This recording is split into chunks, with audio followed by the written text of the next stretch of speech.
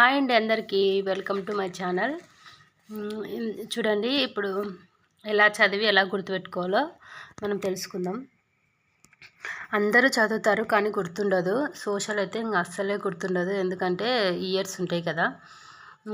House వైఫ్స్కి అయితే చాలా కష్టంగా ఉంటుంది, ఎందుకంటే కోచింగ్కి వెళ్ళరు కాబట్టి అర్థం కాదు చదివిన వెంటనే. కాబట్టి మీకు ఒక టిప్ చెప్తాను. అంటే ఎస్ఎన్ఎస్లో మీరు ఒకటి యాప్ తీసుకోండి, లేదంటే స్వతహాగా అయినా చదువుకోవచ్చు. సొంతంగా చదివే వాళ్ళకు ఏమంటే ఫస్ట్ హెడ్డింగ్స్ చూసుకోండి. నూతన అంటే ఈజీగా గుర్తుండడానికి అనమాట. నూతన మరియు విభజించబడిన దేశం ఒకటి, రాజ్యాంగం వ్రాయబడింది అంటే ఏ లెసన్లో ఏముంది అనేది ఫస్ట్ తెలుసుకోండి. తర్వాత డయాగ్రామ్స్ ఉంటాయి కదా, అవి ఒకటి. తర్వాత అదే హెడ్డింగ్స్, రాజ్యాంగం రాయబడింది సెకండ్ది కదా. తర్వాత రాష్ట్రాలను ఎలా ఏర్పరచాలి, నెక్స్ట్ అభివృద్ధి కోసం ప్రణాళిక, ఒక దేశం 60 ఏళ్ళు. ఇలా చదివిన తర్వాత ఫస్ట్ హెడ్డింగ్స్ చూసుకోవాలి. తర్వాత హెడ్డింగ్స్ చూసుకున్న తర్వాత ఏం చేయాలంటే మనం ఒక సపరేటు ఇట్లా సైడ్కి రాసుకోవాలి. ఇప్పుడు నూతన విభజించబడిన దేశం అంటేనే మనకి దాంట్లో ఉన్న పాయింట్స్, మెయిన్ పాయింట్స్ మనకు మైండ్లో గుర్తుండిపోవాలన్నమాట. అట్లా 1947లో మనకి స్వాతంత్రం వచ్చింది కదా. అప్పుడు పాకిస్తాన్ విభజించబడింది అనమాట. అట్లా పాకిస్తాన్ విభజించబడిన తర్వాత అక్కడి నుంచి మన దేశానికి శరణార్థులు వచ్చారు. వాళ్ళు స్వదేశీ సంస్థానాల ద్వారా స్థిరపడ్డారు.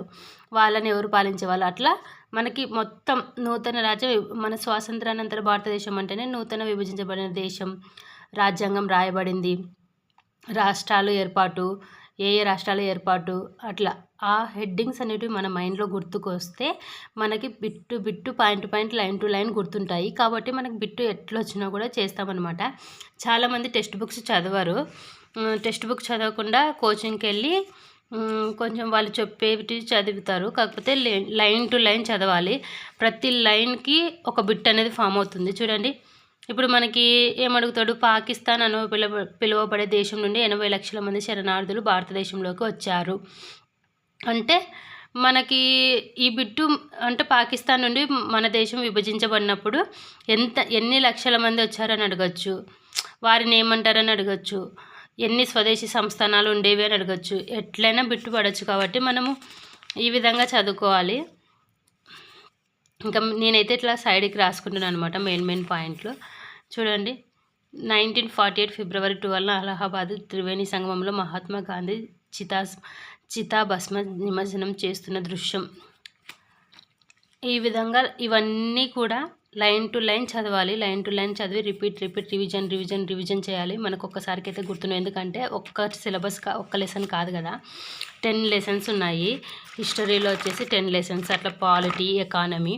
ఇప్పుడు సిలబస్ అనేది వ్యాస్ట్గా ఉంది కాబట్టి మనం చాలాసార్లు చదవాలి. మనకి ఈజీగా ఉండాలంటే హెడ్డింగ్స్, ఫస్ట్ హెడ్డింగ్స్, ఏ లెసన్కి ఏ హెడ్డింగ్లు, ఏ లెసన్లో ఏ హెడ్డింగ్లు ఉన్నాయి, ఫస్ట్ హెడ్డింగ్స్ రాసుకోవాలన్నమాట.